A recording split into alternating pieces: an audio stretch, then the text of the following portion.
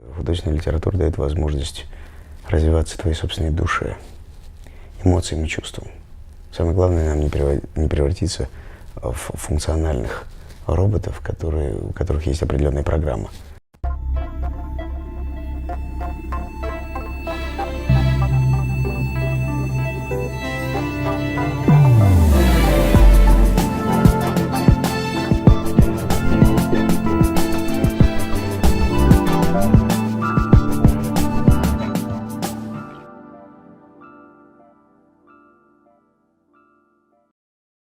Сергей, большое спасибо за то, что нашли время с нами встретиться. Сегодня хотелось бы немного поговорить и затронуть темы, такие как человек как творец своей судьбы и автор своей жизни. И я надеюсь, что вы согласитесь с тем, что очень многое закладывается в детстве. Такой вопрос: как ваши родители повлияли на воспитание вас как личности? Я думаю, что личным примером, конечно же. Можно много раз говорить о том, что курить это вредно, и при этом родители курят. Нет, тут только личным примером. Когда в семье не курят, когда отец не курит, тогда я очень в этом смысле гораздо убедительнее. Вот и все. Поэтому тут самый главный личный пример. Отец мной много занимался, и мы путешествовали очень много. И очень многое смотрели, и Третьяковка это было не просто потому, что классом ходили, а потому что мы ходили туда в выходные. Вот это, наверное, самое важное, когда семьей. Путешествовали на велосипедах тоже. Это тоже очень важно, когда ты не просто предоставлен сам себе во дворе, а когда это семейные походы. И тогда ты привыкаешь с детства, и тебе это тоже интересно. Самое главное, что то, что интересно родителям, постепенно передается и детям. Просто нужно не исключать детей из своих собственных интересов. Нет. Свои собственные интересы, они с детства прививаются и детям тоже. То, что тебе интересно. Если твои дети видят тебя читающим и с книгой, то им в конечном итоге становится самим интересно. Что же все-таки родители постоянно с книжкой делают? Я думаю, что только личный пример, конечно же, безусловно. Только личный пример. Физкультурой заниматься, спортом заниматься, конечно, только личный пример. Если вы бегаете по утрам, то, конечно же, и дети ваши будут бегать. Конечно же, потому что просто нужно брать с собой. Не отгораживаться от них, а наоборот, просто только своим собственным примером привлекать вместе с собой. Брать с собой. Вы хорошо учились в школе. И по-разному. В 12 лет вы решили стать актером и занимались освоением этой профессии. В 16 лет вы поступили в школу-студию МХАТ и очень хорошо там учились. Закончили ее с красным дипломом. Там я действительно учился хорошо. Такое впечатление, что у вас с раннего возраста было осознанное отношение к жизни. И это вам прививали родители или это понятие само к вам пришло со временем? Да нет, театром я увлекся, потому что отец брал в театр. Это, опять же, возвращаясь к тому, на личном примере. Потому что я действительно с самого раннего возраста я был в театре. Меня брали туда, потому что не с кем было оставить. Бабушка с дедушкой жили слишком далеко, они приезжали, конечно, на каникулы, но все равно это была большая редкость. Поэтому меня брали, конечно, на работу либо к маме, либо к отцу. К отцу в театр, конечно же, и мне в театр было гораздо интереснее. Каждый раз после детского сада, на вечерние спектакли, все свободное время получается после детского сада, а это вечернее время, то я смотрел все взрослые спектакли. Несмотря на то, что они взрослые, тем не менее, детские, конечно же, я пересмотрел, а вот взрослые мне тоже были интересны. Может быть, не все я понимал, но мне было это интересно, потому что энергетика, конечно же, отцовских спектаклей, это и трагедии, и разбойники Шиллера. Казалось бы, в 5 лет, что я мог понимать в разбойниках Шиллера. И тем не менее, все равно я считывал энергетику, я также плакал, что я, наверное, ощущал в трагедии Карла Мора, в этой трагедии семьи Моров. Но я сопереживал Карлу, что я понимал в этой интриге, что я понимал в этом, но тем не менее понимал. Может быть, я заражался тем, что отец испытывал на сцене, ту трагедию, которую он играл. Я просто смотрел на отца, и мне это передавалось. И в конце я плакал. когда он читал стихи Гёте, то получилось так, что в конце, когда казнят Карла Мора, идут стихи в переводе Тютчева, гётовские, как «Кто с хлебом слез своих не ел, кто в жизни целыми ночами на ложе плача не сидел, тот не знаком с небесными властями. Они нас в бытие манят, заводят слабость в преступлении, а после муками казнят. Нет на земле проступка без отмщения». Это были финальные строки, я их помню до сих пор. Звучим вот с 5 лет. Поэтому говорить о том, кем бы я еще мог стать, наверное, кем-то еще бы, наверное, и стал. Ну, поскольку отец с детства привел мне любовь к театру, и я с детства был в театре, то, конечно же, мечтал о театре. Он заразил вас любовью Вот, наверное, к театру. наверное, И не надо, я к такому выводу прихожу, что не надо недооценивать своих детей, то есть не надо решать за них, что им рано, что им не рано. То есть вот гениальные произведения, они гениальны, и в каждом возрасте что-то для себя можно открыть. Конечно, абсолютно. Угадать, наверное, талант сложно, хотя приглядеться, наверное, стоило бы. Отец ко мне просто приглядывался. Конечно, он не отдал бы меня в эту профессию, если бы во мне не было просто тех самых способностей, которые разовьют во мне талант. Потому что, конечно же, талант — это все равно те самые способности, которые развиваются с раннего детства. Просто их нужно развивать. Отец увидел эти способности и стал их развивать. И стал моим первым педагогом-учителем с 12 лет. Он просто мной занимался, ставил спектакли, школьные спектакли. И «Ромео и Джульетта», и «Мой бедный Марат» Арбузова к юбилею Великой Отечественной войны, к Великой Победе был спектакль, и я читал там Константина Симонова, это уже было мне сколько было, где-то 13-14 лет. В 14 лет я читал Симонова «Горят города по пути этих полчищ». До сих пор помню это стихотворение, почему участвовал в конкурсах чтецов, и это стихотворение я читал еще тогда, в 14 лет. Я до сих пор его помню. И играл Леонидика в этом блокадном Ленинграде, этого героя Марата, Лика, и вот Леонидика играл я. И до сих пор помню эти первые ощущения, первые шаги на сцене, хотя это была сцена актового зала школы, в которой я учился, но тем не менее я все равно это до сих пор помню. Помню спектакль «Ромео и Джульетта», помню вот эти свои первые ощущения, когда я не играл, а проживал. Я верил в предлагаемые обстоятельства. Это то самое начало этой профессии, первых шагов, когда ты веришь в предлагаемые обстоятельства. Это самое первое. Самое главное, что ты должен освоить, это вера в предлагаемые обстоятельства. Когда ты на секунду забываешь, что это ты персонаж, ты герой, которого ты не играешь, а ты проживаешь. Ты должен чувствовать все по-настоящему. Я помню, как мне было холодно, как я испытывал драму и трагедию своего персонажа. И Ромео, который был влюблен в Джульетту, я действительно был влюблен, и на сцене я просто сходил с ума от той трагедии, которая разворачивается. Все мы знаем и любим Шекспира, и помним его с детства, и в разные периоды жизни перечитываем. Для меня это тогда было в 14 лет. Это моя личная трагедия, которую я не играл, а проживал на сцене. Хотя в жизни не был влюблен в девчонку, которая играла Джульетту, но на сцене я испытывал абсолютно реальные чувства. Эмоции были абсолютно настоящими, слезы были настоящими.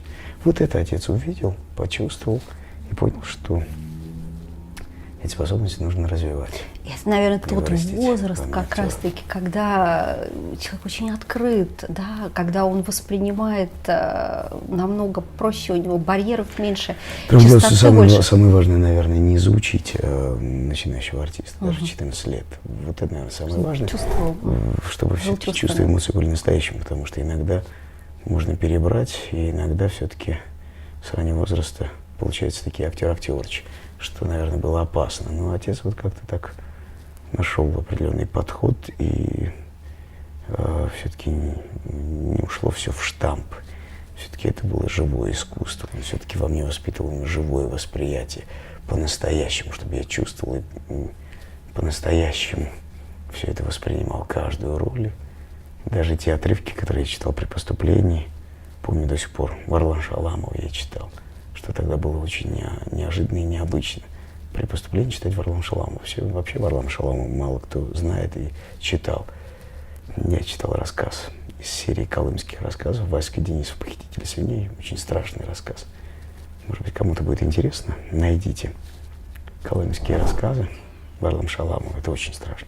Я читал «При поступлении» Васька Денисов «Похитителя свиней». Это было очень страшно, но пережить трагедию этого мальчишки, Васьки, который находится просто в страшной ситуации голода, находясь там на Колыме. И тем не менее, я все это чувствовал по-настоящему. Поэтому, конечно, поступал в школу студии МХАТ, где это только приветствуется, вот эта вот жизнь человеческого духа, как говорил Константин Сергеевич Станиславский, по-настоящему. Абсолютно сходя с ума, переживаешь жизнь и драму или трагедию своего персонажа. Вот, так что, конечно же, воспитание было с детства, и я, наверное, не думал, наверное, о других профессиях, кроме как об актерской профессии, потому что все-таки это была, конечно, работа моего первого педагога и учителя, моего отца. Напрашивается следующий вопрос. У вас растет маленькая дочь, теперь вы сам папа. Что вы считаете, в чем заключается задача и роль родителей? Пытаться распознать и потом помочь, конечно же. Помочь в развитии. Но это довольно-таки сложно. Конечно, нельзя давлеть, нельзя настаивать. Особенно если, допустим, нет особых талантов. Если они есть, безусловно, надо развивать. А если говорить просто общими словами, то, конечно же, нужно постараться просто дать возможность этим скрытым талантам и способностям раскрыться. То есть нужны, конечно же, и кружки, нужны и музыкальные школы необходимы для общего развития. То есть, в принципе, все то, что для общего развития будет только помогать, этим нужно дать возможность ребенку заниматься. Вот и все.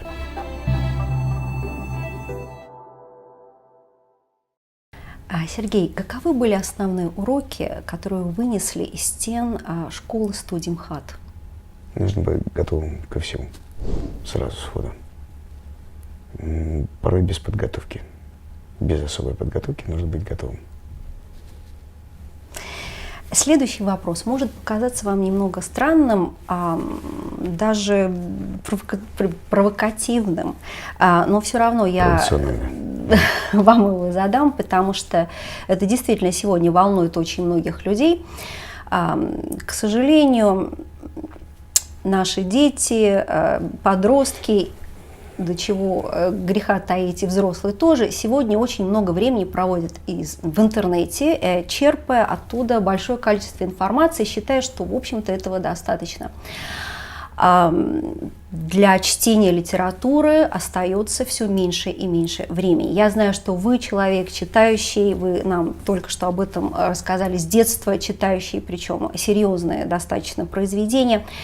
Как вы думаете, что отличает человека, который читает литературу, от человека, который не читает? То есть у него есть знания, у него есть интернет, который дает ему большое количество информации, но он не читает литературу.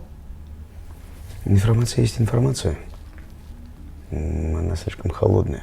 Все-таки художественная литература дает возможность развиваться твоей собственной душе, эмоциям и чувствам. Самое главное, нам не превратиться в функциональных роботов, у которых есть определенная программа. Вот это, наверное, самое страшное, когда человек превращается в некую такую некую машину с определенной программой. Литература дает возможность, конечно же, мыслить, познавать мир не только с точки зрения информации, которую ты получил. Информация действительно очень узконаправленная. И необходим интернет, конечно же, мы все живем в современном мире, поэтому он иногда очень сильно помогает, особенно при наличии гаджетов, конечно же, сразу получить информацию в секунду возможно, и это здорово. Но только с точки зрения помощи. То есть интернет — это помощь. Что касается отдыха, что касается душевного развития, то это уже все-таки живая книга, и это библиотека. Хотя в библиотеке я сам не помню, когда я был последний раз.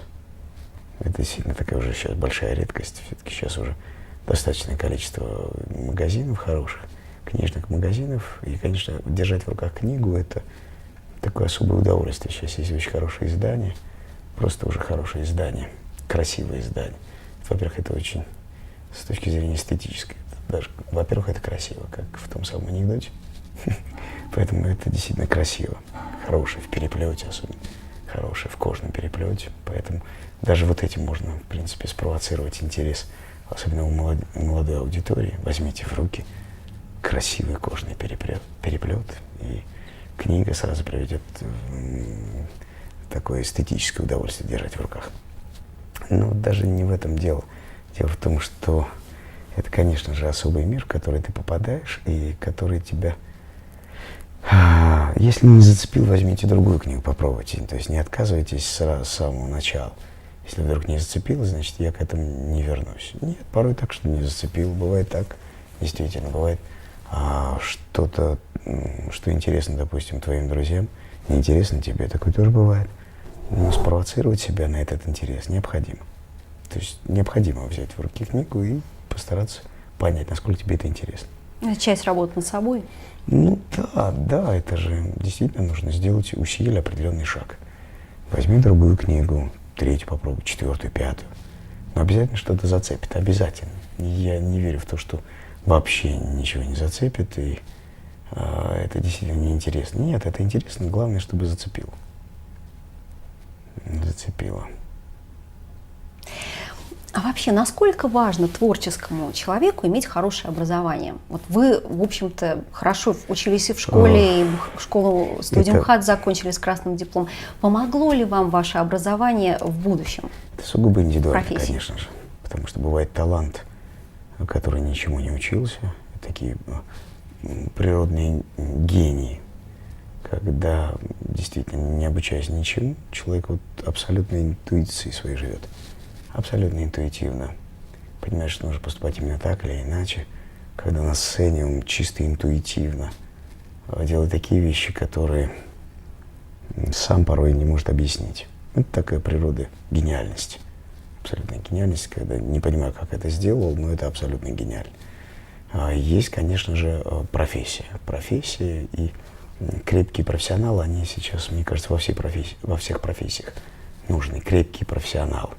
Порой именно специалисты отсутствуют. У нас сейчас мир как раз отсутствие таких вот специалистов. И это вопрос такой, наверное, серьезный. И мы говорим про творчество. Творчество здесь, оно на самом деле, здесь не бывает каких-то особых правил. Да, конечно, безусловно, профессионал, но интуиция прежде всего. Поэтому можно и ничему не учиться. Сейчас тоже, как показывает время, порой в кино снимаются непрофессионалы, и порой действительно выглядит довольно-таки убедительно и достойно. Рядом профессионал практически меркнет с непрофессионалом. Здесь нету каких-то правил. Нет, мне кажется, отсутствие вот как раз этих правил и есть то самое искусство. Хотя, безусловно, с детства человека, особенно в музыке, допустим, да, есть природа гениальности, когда с детства, как тот же самый Вольфганг Амадей Моцарт, который с детства буквально занимался, отец настаивал, чтобы он занимался, и вот получается так, что с детства, буквально с 5-4 лет, первую симфонию написал в 5 лет от роду, поэтому правил нет. Что касается других специальностей, конечно, очень бы хотелось, чтобы все-таки профессионалов было больше. Именно тех, кто владеет ремеслом профессии. Потому что мы с вами обязательно пойдем к врачу и к доктору, который все-таки в руках держит эту профессию. Он профессионал, он знает. Вот эти те самые знания. Очень хотелось, чтобы все-таки не интуитивно выбирая то или иное лекарство, дескать. Вы знаете, вот мне кажется, мне подсказывает моя интуиция, что это лекарство вам поможет. Хочется все-таки знаний профессионала. Я думаю, что вы послушаете этого полупрофессионала, скажете, можно я пойду все-таки к специалисту, особенно к практику. Или, допустим, если, не дай бог, вам предстоит какая-то операция, вы пойдете к практику, который уже врезал много раз, который знает, который уже профессионал, набил руку. Вы пойдете к нему, конечно, а не к человеку, который наделен интуицией. Извините, я не угадал. Это чревато серьезными последствиями. Мир должен все-таки стремиться к профессионализму в специальностях, а потом уже в творчестве, конечно же, это совершенно другая природа.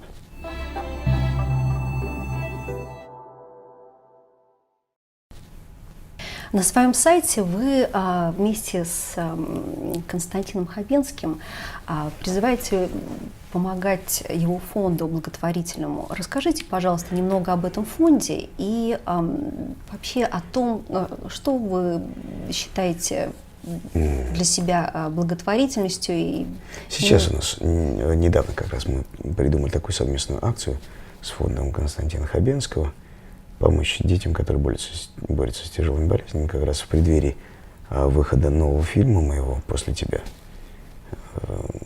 Сама тема этого фильма, что ты оставишь после себя, и герой мне очень сложный, который тоже борется с с последствиями тяжелой травмы. И, ну, конечно же, фильм о характере, конечно же. Но и не только в этом. Дело в том, что порой оставить после себя доброе дело очень важно. Добрыми делами человек запоминается. Хотя бы элементарно помочь детям, допустим. Поэтому мы придумали такую совместную акцию, когда можно отправить просто смс на номер 7535, по-моему. Ну, там, на самом деле, вся подробная информация находится на сайте, и там можно действительно отправляешь смс, после себя слитно и сумму вознаграждения, который ты хочешь перечислить в этот фонд. И это реально работает. Мы за нашу акцию, допустим, премьеру, мы собрали 91 тысячу, что вещь небывалая. Потом где-то около 200 собрали просто элементарно СМС. Это тоже вещь такая абсолютно действующая. Сейчас порой люди не верят, что таким образом можно помочь, реально помочь детям. Нет, возможно, возможно. К сожалению, у нас в стране очень много людей, которые не верят, потому что слишком часто обманывали. Но просто мы пытаемся как раз сказать, что есть разные фонды, есть разные возможность помочь. Можно напрямую, допустим, помочь, можно просто находить конкретных людей. Сайты есть, безусловно.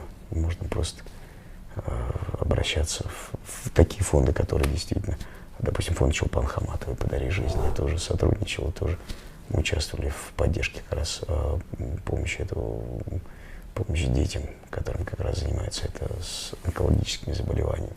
То есть, на самом деле, фонды есть, фонды хорошие, фонды, проверенные фонды. У Гоши Куценко тоже есть. Он занимается церебральным параличом. То есть у каждого есть свое направление. В данном случае мы в нашем театре, допустим, в губернском театре мы придумали, поскольку придумали все-таки направление «Театр доступный для всех», означает помощь людям с незрячим и слабовидящим. То есть к вам приходят зрители, которые Да, не приходят видят. люди, которые действительно слабо видят или не видят совсем, и они смотрят спектакли наравне с обычным зрителем. Расскажите, пожалуйста, об Это этом. действительно практика такая еще не повсеместная у нас в России. Практически это единственный театр, который обладает такой услугой. Дело в том, что можно, конечно, помогать деньгами, а можно помогать, делая среду доступной. То есть для людей с ограниченными возможностями, конечно, очень важно, что они не исключены от социальной жизни, когда они так же, как и мы с вами, могут вполне нормально посещать театры и кино. Это очень важно для них, очень важно. И когда мы сделали такую услугу, обучив специалистов специально в институте Ряком, теперь у нас уже 6 спектаклей, которые идут с тифлокомментированием. Люди незрячие приходят наравне с обычными зрителями, садятся в зал, берут наушник, и наш тифлокомментатор, который работает в специальной кабинке, дает комментарий о происходящем на сцене. То есть каждый спектакль раскладывается на определенный комментарий. Потому что существует мизансцена, существует поведение артиста, да, в определенных мизансценах, то, что происходит на сцене. И каждая пьеса, каждый спектакль разбирается. Потому что есть определенный мир, который существует у человека слабо видящего, незрячего. Он по-другому его ощущает, по-другому его воспринимает. Поэтому то, что происходит на сцене, нужно прокомментировать. Очень точно, очень быстро, в определенные паузы, чтобы не отвлекать человека незрячего от происходящего на сцене. Ведь он воспринимает по-другому. Бывает так, что в паузе что-то происходит на сцене, и обычно люди незрячие спрашивают своих близких, родных, что сейчас, почему люди смеются, допустим, да? Можно быстро, точно объяснить. не знаю, там, на примере спектакля Сирано де Бержерака у нас там есть занавес, который называется «Француз». Обычно делают ошибку, когда комментируют «упал француз сверху». Для людей незрячих француз упал сверху, это француз, реальный француз, который откуда-то сверху упал. Нет, француз — это занавес. Да, поэтому, да, в этот момент опускается занавес, резко опускается занавес, который закрывает сцену. То есть вот такой точный комментарий нужно дать человеку незрячему, чтобы он понимал, что произошло. Да, почему даже люди зааплодировали, да? Конец действия. Да, сверху опускается занавес, который называется «Француз». Вот такие комментарии очень важны для того, чтобы человек, сидящий в зале, ощущал себя абсолютно свободно, да, чувствуя атмосферу спектакля, слыша актера, который играет на сцене, в то же время никому не мешая, идет комментарий. Вот и все. Собственно говоря, ничего сложного в этом нет. Но не все еще театры откликнулись на наше предложение сделать это практически в каждом театре, такую услугу. Это очень интересно. И, никто это еще пока не сделал, ничего сложного нет. Просто нужно обучить специалиста. Специалист, наушник, потому что есть наушники для перевода. Этим практически обладает каждый театр. Ну, в цивилизованной стране практически в каждом театре есть наушники для того, чтобы можно было проводить спектакль на разных языках с переводчиком. Да? Та же самая система, только вместо переводчика, который переводит на определенный язык, идет тифлокомментарий. Вот и все. Но, к великому сожалению, мы пока единственный театр, Московский губернский театр, пока единственный театр в России, который обладает этой услугой. Это потрясающая идея. Я надеюсь, что другие театры вас поддержат и также переймут вашу практику. Это просто говорит о том, что помогать можно по-разному. Благотворительность — это иногда громкое слово, не обязательно его всегда употреблять. Да? То есть просто самое главное — не оставаться равнодушным. Форм существует огромное количество. Просто, как вы говорите, чтобы жить сердцем, жить эмоциями, жить душой своей. Да? Потому что любая благотворительность — это, конечно, состояние души. Когда ты понимаешь, реально ты можешь кому-то помочь. Вот и все. Заставлять нельзя. Просить, обращаться можно. Просить не надо, а обратиться человек сам решит, на самом деле. Это как вера. Вера в Бога. Да. Настаивать не надо. Обратиться можно. Да. Поговорить. У человека должно быть свое собственное желание, свой собственный посыл возникнуть в душе. Говоря о Московском губернском театре, художественным руководителем которого вы являетесь, мне бы хотелось вообще немного поговорить о театре. Наши партнеры — это фестиваль, международный фестиваль «Российские культурные сезоны» и «Театральная Россия» помогли нам в организации этого интервью. Мы им очень благодарны. Как вы считаете, Сергей, в чем заключается уникальность российской театральной школы, традиции вообще российского театра? Я думаю, что это разговор, наверное, часа на 3, на 4, если не на весь день, потому что тут нужно вспомнить просто всех великих мастеров театральной русской школы, причем самых разных направлений, от классического театра, мхатовского направления, это Константин Сергеевич Станиславский, там же потом дальше и Мерхольд, и Вахтангов, и все это совершенно различные жанры, стили театральные, которые перенимаются, и европейский театр, который очень много перенимает, а сейчас уже наш российский театр перенимает европейский театр. В данном случае порой даже забывая о классическом, нашей классической русской школе, которая как была, так и остается, ее почитают во всем мире, а уж тем более МХАТ, и Станиславский, и Чехов — это имена, которые почитаются во всем мире. Да, это такие пласты, глыбы, которые почитаются во всем мире как основу вообще театрального искусства, одно из направлений, таких серьезных. Вот, поэтому тут о русской школе можно говорить бесконечно. Поэтому я думаю, что это просто действительно интерес, такой серьезный интерес к русской театральной школе, как и к русским сезонам вообще, и к русскому искусству. Потому что, конечно, до сих пор русский балет почитается во всем мире, и это то, чем мы живы на самом деле. То, за что нас еще любят во всем мире, да, хотя в этом смысле ощущение страны мы все равно не теряем, мы все равно вот это ощущение гордости за страну, которая обладает таким богатством, да, такой культурой, потому что редко кто может похвастаться действительно такой культурой. Говорить о современной политике мы не будем, потому что все настолько зыбко и настолько все спорно. Я все-таки гражданин России, поэтому я так или иначе представляю страну, да, отвечаю за ее культуру.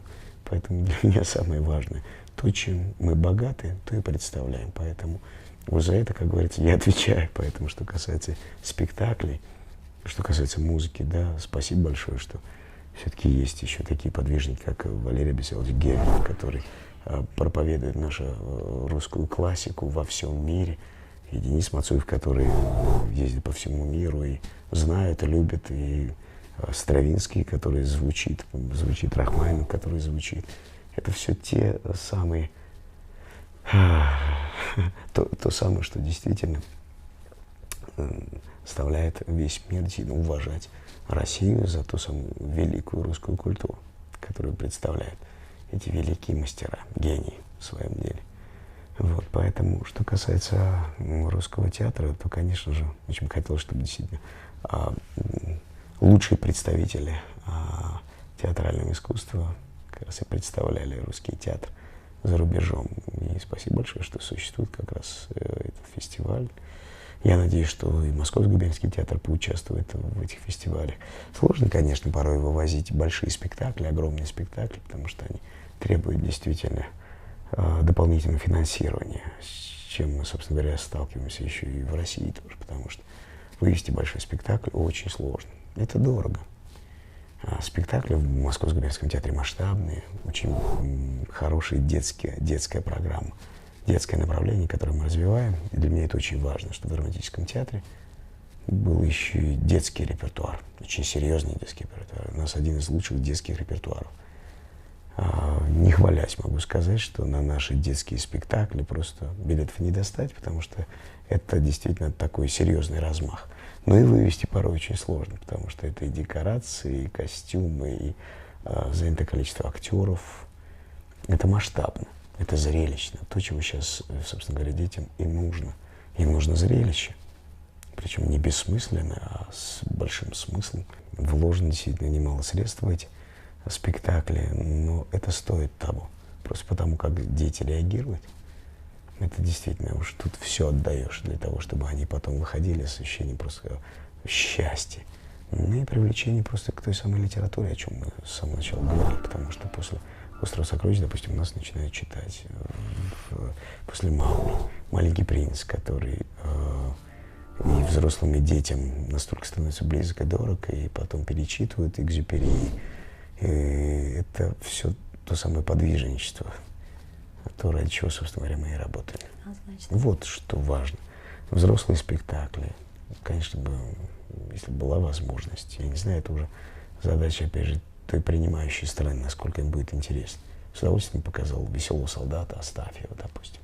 Показать, насколько мы ценим и любим, насколько мы переживаем до сих пор, что произошло в Великой Отечественную войну, какой ценой на самом деле, как у Астафьева написано, какой ценой действительно далась та самая победа. У меня смотрели, польские товарищи смотрели спектакль у нас в губернском театре. Они сказали, что если бы этот спектакль мы увидели в Польше, мы бы очень многое поняли о русских.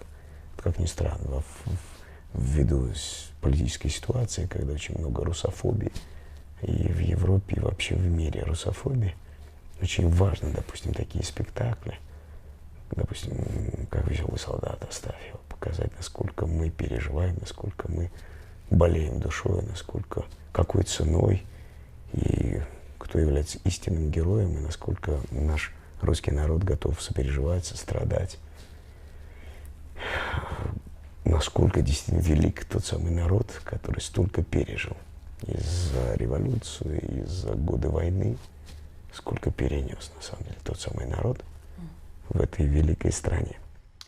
Поэтому вот то, что мне кажется, то, чем мы действительно делимся, то, что есть в нашем театре, в том репертуаре, который мы стратегически простраиваем за эти 3 года. И если бы пришлось вывести, допустим, спектакль «Нашла коса на камень», это Островский. Это вот такое великолепие, русское великолепие, прям как и костюмы 19 века. И сама пьеса Островского, я просто соединил там несколько пьес Островского в одной пьесе. Это просто первое название «Бешеных денег». «Нашла коса на камень». Островский сначала придумал название «Нашла коса на камень», потом поменял название на «Бешеные деньги». Но поскольку в этом спектакле сразу 3 пьесы и «Бесприданница», там я зашифровал очень много материала, очень много пьес Островского. И для меня очень важно, что это такой вот мир Островского. То есть для того, чтобы показать Россию, такую красивую Россию, с потрясающими красивыми героями, как у Островского, они очень сочные, яркие, то, конечно, «Нашла коса на камень». Можно было перевести спектакль «Хулиганы исповеди». Это Есенин, это 2 часа Есенина. Потрясающе. И это действительно исповедь поэта от лирических нежных стихов до «Черного человека». И это с замечательным кардебалетом, с живым вокалом, с живой музыкой, с ощущением настоящего живого поэта. «Сирано де Бержерак», спектакль, или, допустим, «Сон разума». Это даже больше европейский спектакль, но на основе все-таки классики. Это Николай Васильевич Гоголь, это «Записки сумасшедшего», это действительно европейский театр, соединение цирка дю солей с драматическим искусством, но самое главное, что извечный маленький человек у Гоголя, герой Попричный Аксентий Иванович, чувство собственного достоинства, бесконечная такая тема, которая и до сих пор, на самом деле, трогает нас, потому что ничего практически не меняется. И маленький человек, он как был во времена Гоголя, и сейчас он один и тот же, он остался такой же. Поэтому вот эта вот бедность, дворянин, чувство собственного достоинства. И заглянуть в сумасшедший мир, в голову человека, который сходит с ума, и посмотреть мир его глазами. Поэтому и назвал я спектакль «Сон разум». Помните, Гоя «Сон разум». Вот это вот ощущение фантасмагории внутренней. И такое есть направление. Ваша актерская карьера всегда складывалась благополучно и по возрастающей. В одном своем интервью вы говорите, что судьба была к вам благосклонна, и я цитирую: «Здесь не может быть каких-то законов. Кому-то судьба дает все сразу, потом все отбирает. У кого-то ничего нет вначале, потом судьба дает много». В другом интервью вы говорите: «Мне везет, я встречаю людей очень хороших, мне везет на людей, хорошие, порядочные, честные». А не мы ли своим поведением, мыслями, поступками притягиваем к себе людей и события? Безусловно, конечно же, мы притягиваем. Поэтому, конечно же, не надо порой осуждать кого-то, не надо поддаваться эмоциям. А эмоции порой, конечно же, возникают, потому что мы все живые люди. И реагируем, мы не можем оставаться равнодушны, поэтому реагируем. И когда оскорбляют, когда обижают, безусловно, конечно же, ты реагируешь. Но надо стараться просто сдерживаться, потому что, сдерживаясь, ты, называется, не нарушаешь то самое поле, которое ты выстраиваешь, ты его какой-то аккумулируешь, ту самую энергию, положительную энергию вокруг себя. Поэтому нужно просто не допускать разрушительную силу тех самых эмоций, когда отвечаешь, допустим, мы живем в том самом агрессивном мире, к сожалению, к великому, и интернет тому подтверждение, поэтому в интернет лучше заходить за информацией, которая вас интересует, а не проводить там часы, а уж тем более жизнь проводить в интернете, потому что, к великому сожалению, конечно, интернет еще, особенно социальные сети, порой, к великому сожалению, вредят. Хотя, допустим, я сам нахожусь в соцсетях, умеренно, и общаюсь там с поклонниками, и как-то вот сумел выстроить все-таки там какое-то доброе отношение. Не знаю, ко мне любят заходить, потому что у меня все-таки там с добром люди как-то так не ссорятся, не оскорбляют друг друга, то есть я не приемлю. Может быть, я за это время, просто за эти годы, я научил их там не ругаться, не оскорблять друг друга, уж тем более. Вы притягиваете Нет, людей, нет, которые похожи на вас? Ну, я не думаю, что можно, конечно, говорить о том, что притягиваю, хотя люди туда уже заходят действительно просто отдохнуть душой, потому что там никто никаких склок не устраивает. Ну, для этого пришлось и порой почистить аудио конюшни, потому что когда возникает там огромное количество всякой рекламы, еще чего-то, либо каких-то оскорблений, просто ты начинаешь это чистить, люди понимают, что здесь это нельзя, как у себя дома, да, ты не приемлешь этой грязи, ты просто ее не допускаешь, и люди уже туда не заходят. Если вам хочется, это, пожалуйста, в другом месте. У нас, называется, у нас дома это не принято. И когда ты просто ставишь определенные границы, определенные правила, у нас дома этого не принято. Все. И постепенно люди туда приходят, и им нравится это, и вот это ощущение отдохнуть душой, что там никто не ссорится, наоборот, люди живут другим, люди живут искусством, люди живут какой-то добротой, поддержкой друг друга. Действительно, это здорово. Наверное, то, что ты сам для себя выбираешь, то вокруг себя и создаешь то самое пространство. Складывается такое впечатление, что вы человек, постоянно работающий над собой. У вас есть идеалы, к которым вы стремитесь? Идеалы? Я думаю, что они у каждого, безусловно, свои. И каждый раз это...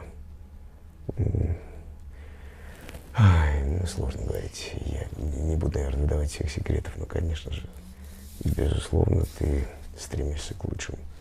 Человек, мне кажется, должен стремиться к чему-нибудь. Безусловно, быть лучше.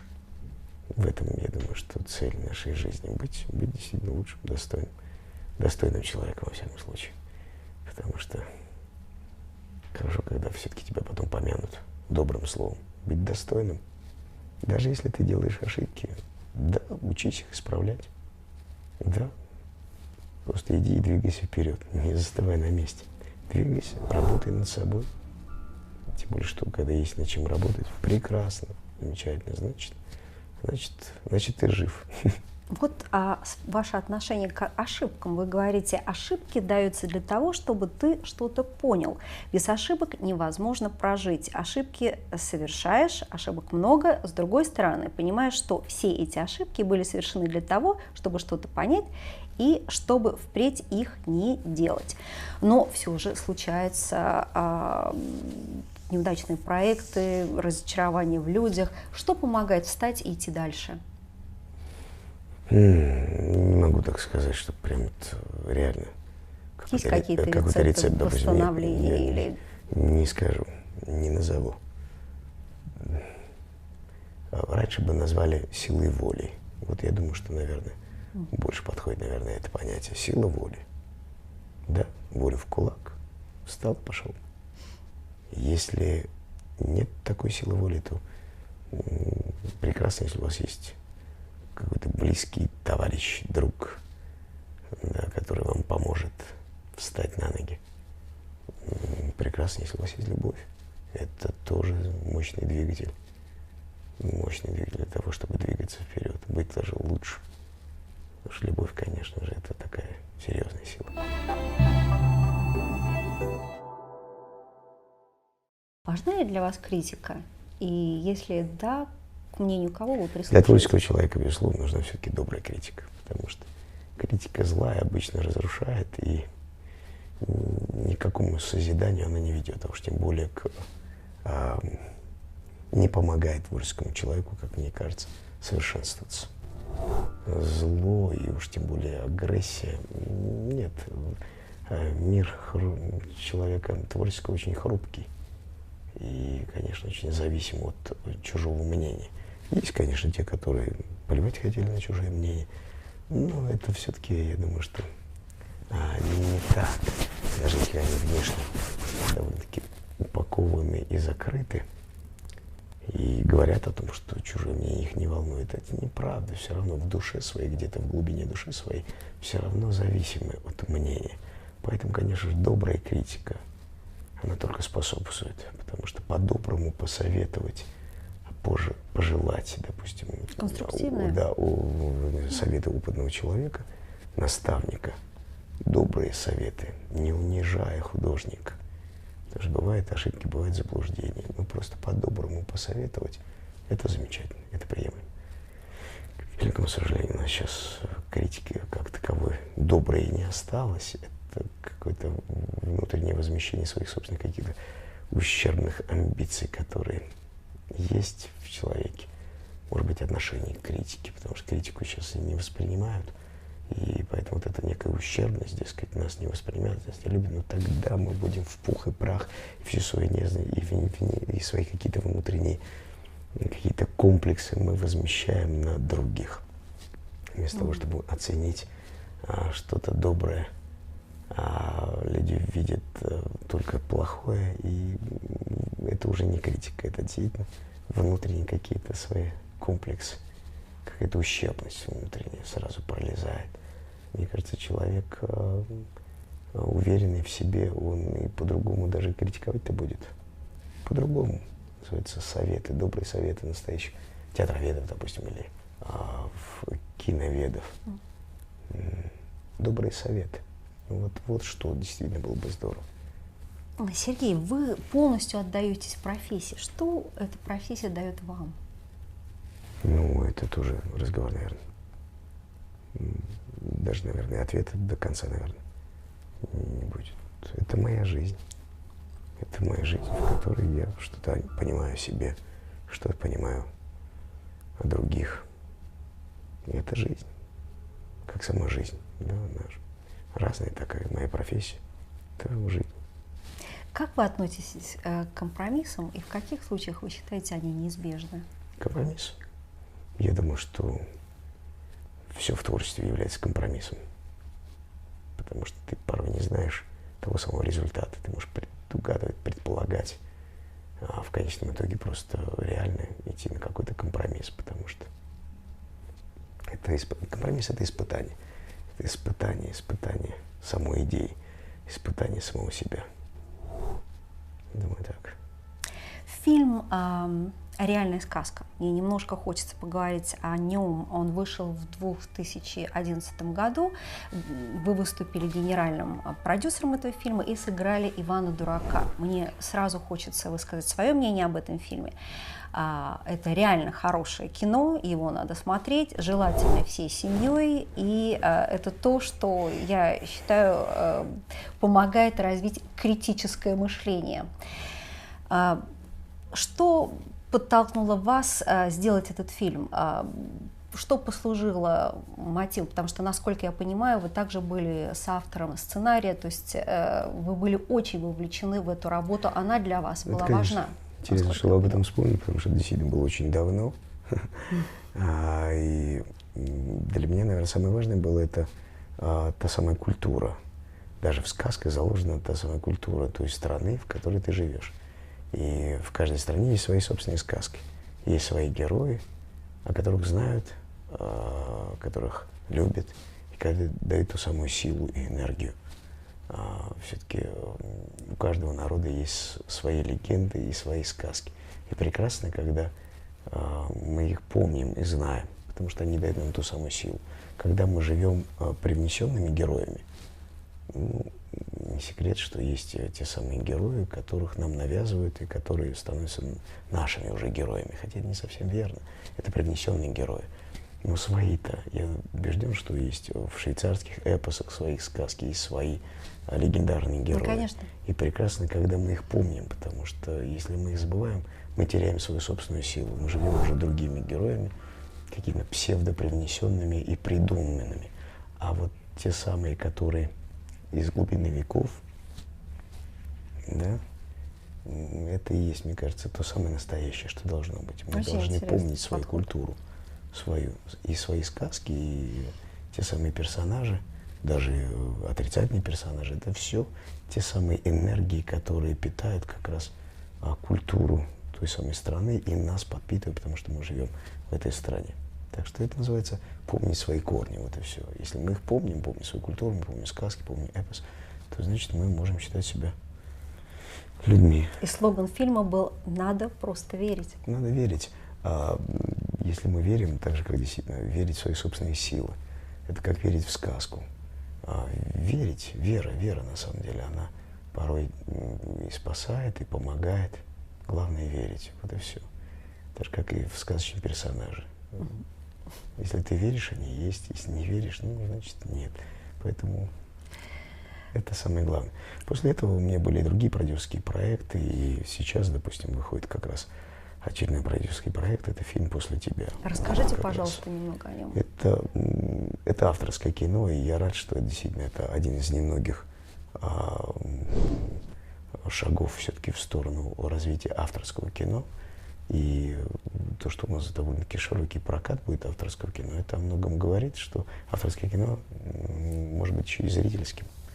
Потому что обычно у нас сейчас в России считают, что авторское кино это все-таки кино не для всех.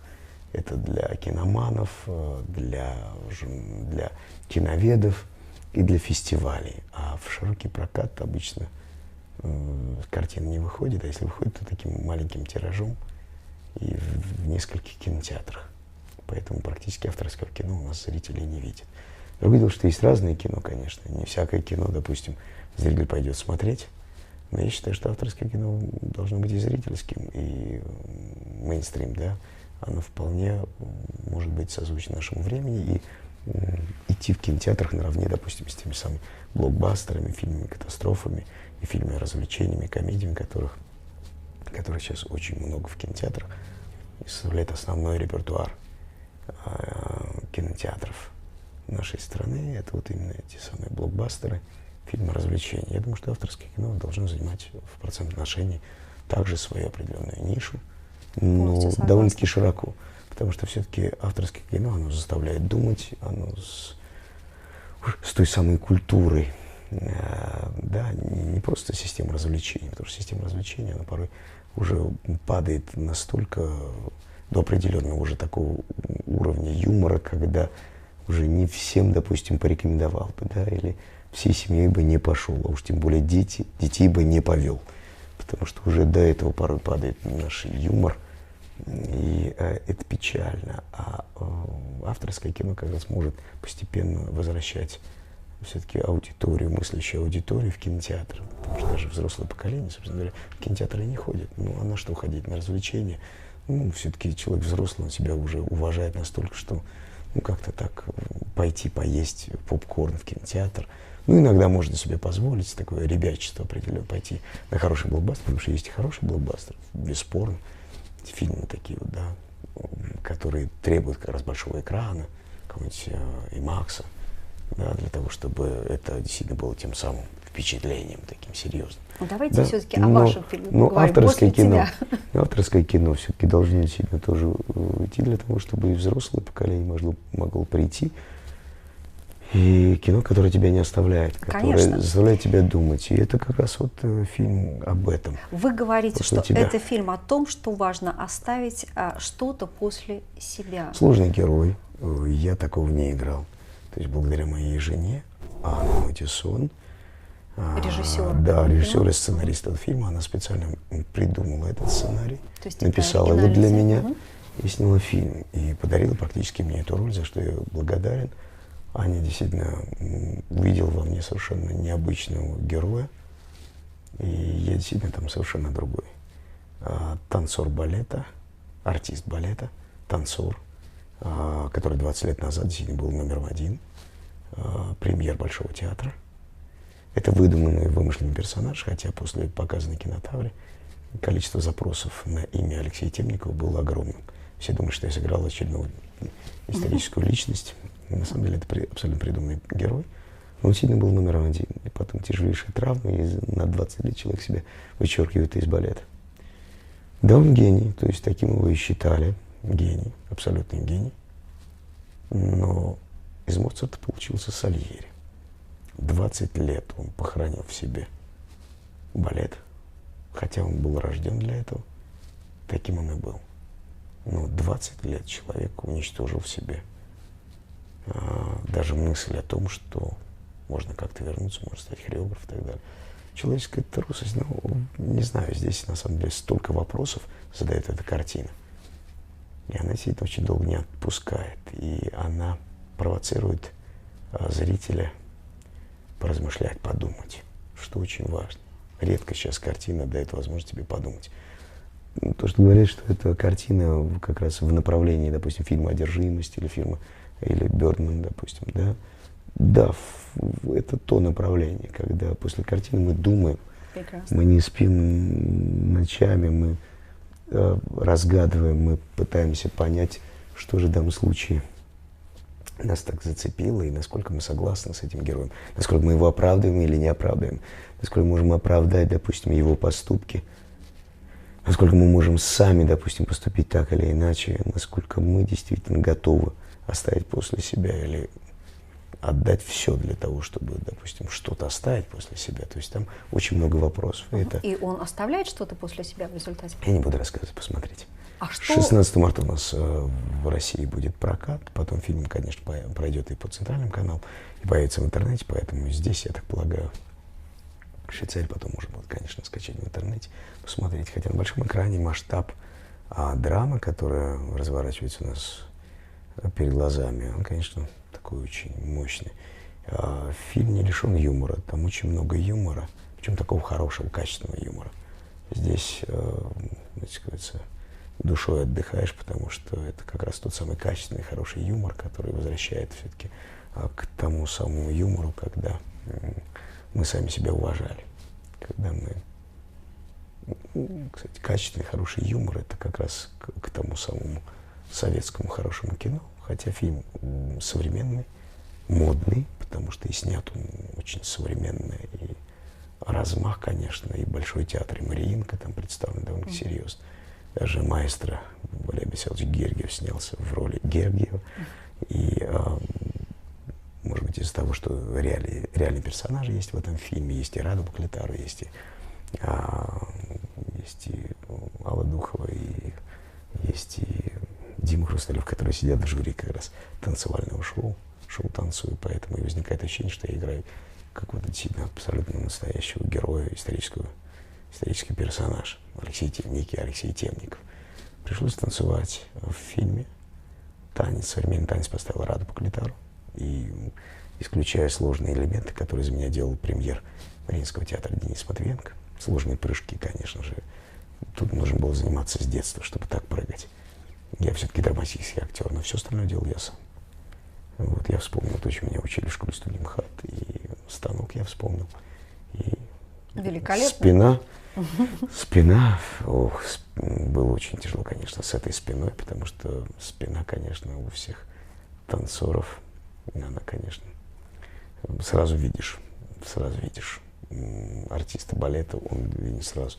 На примере у нас сейчас были и Сергей Филин, и Мария Александрова, и Гордеев пришел. И пришел Азарий Плесецкий, пришел на премьеру, и они все отметили в один голос, что они поверили, что я артист балета. И это была, конечно, такая самая лучшая похвала. Они поверили, что я артист балета. Потрясающе, мы ждем этот фильм. Да, посмотрите, это, мне кажется, очень интересно, тем более, что в наше время, когда авторское кино воспринимается просто как некий такой негатив определенный. На фестивалях очень много как раз авторского кино, как раз российского кино, и такое кино с проблематикой. Причем такое уже практически впадая в некий неореализм, такой серьезный, в такой мрачный, такой мрачнее мрачного. То я думаю, что фильм «После тебя», как авторский, но представляя Россию, как раз говорит о том, что у нас есть проблема, но проблема, которая задевает и трогает всех. Это кино, которое, мне кажется, интересно во всем мире, потому что это тема творчества, конечно. Тема философии жизни и творческого человека, да и вообще человека, любой профессии, что ты оставишь после себя.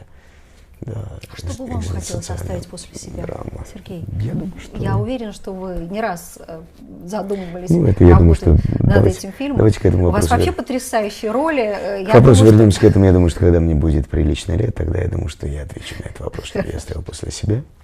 Вот, а эта картина, недавно, кстати, мы были на международном кинофестивале в Токио, и меня поразила просто реакция японских журналистов и кинокритиков, которые действительно ратовали, мы будем там в прокате в Японии.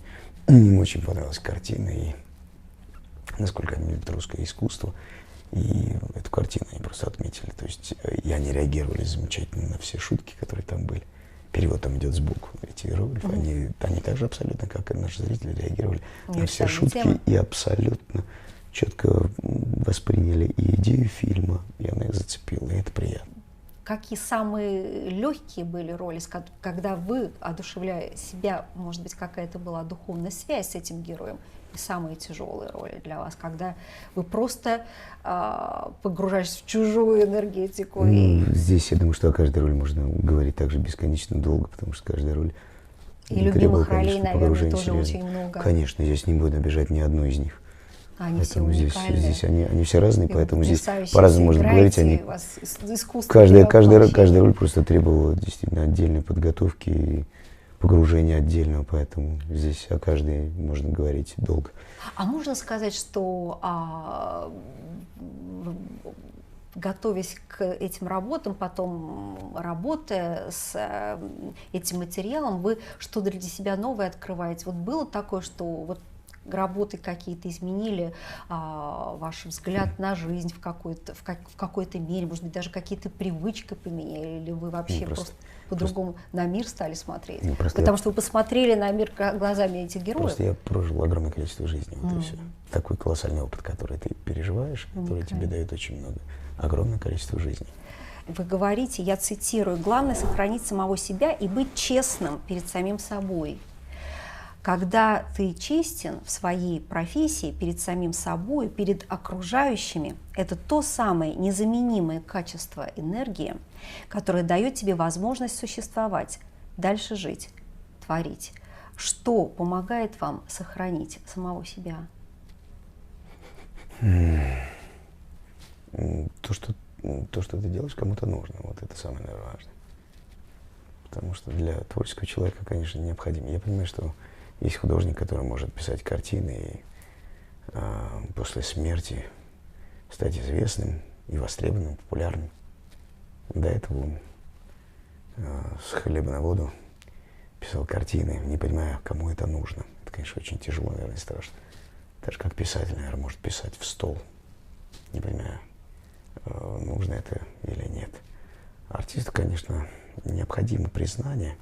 Играть в стол он не может, он может сыграть только в ящик. Когда-то я пошутил довольно-таки мрачно. Вот. Он, конечно, должен быть нужен, иначе все бессмысленно. Для кого, для чего? Может, конечно, уйти в уличный театр, но даже на улице, собственно говоря, артисты, которые играют на площадях, они призывают зрителя, который бы остановился на секунду и посмотрел, а лучше, если бы он задержался. Поэтому артист без зрителя невозможно. Хотя есть, конечно же, театры, есть Анатолий Васильев, знаменитый, который говорил о том, что в его театре зритель-то и не нужен. Не знаю. Есть разные театры. Я считаю, что все-таки без зрителя театр существовать не может. Изначально, из глубин веков, театр — это представление для зрителя. И если артист не нужен никому, если из зала уходят люди и не хотят тебя видеть, если они переключают телевизор или не идут в кинотеатр на тебя, даже хотя бы небольшая группа твоих поклонников, которые ходят и ценят то, что ты делаешь, у каждого актера они есть, у каждого есть фанаты, не правда так, что только у одного нет, у каждого артиста есть свои фанаты. Порой даже стараюсь для того, чтобы порадовать своих поклонников чем-то новым. И думаешь, фантазируешь, придумаешь еще какой-то ход, еще какую-то роль новую. Если занимаешься театром, то, конечно же, для зрителя. Мне очень хочется, чтобы зрителей было больше. У нас и так полный зал, но все равно каждый раз хочется их удивить, чем-то порадовать. Придумаешь в репертуаре новый спектакль. Уже как режиссер, выступая, думаешь, не спишь ночами. Вот что рождает как раз ту самую природу творчества для артиста, для режиссера. Конечно же, зритель. И это способствует как раз тому, чтобы ты высказывался, конечно же, твои мысли, твои идеи. Ты же не просто для себя, ты хочешь поделиться ими со всеми. Вот. Большое вам спасибо за ваше время, за потрясающий рассказ, и мы встретимся на спектакле. Спасибо, до встречи. Спасибо.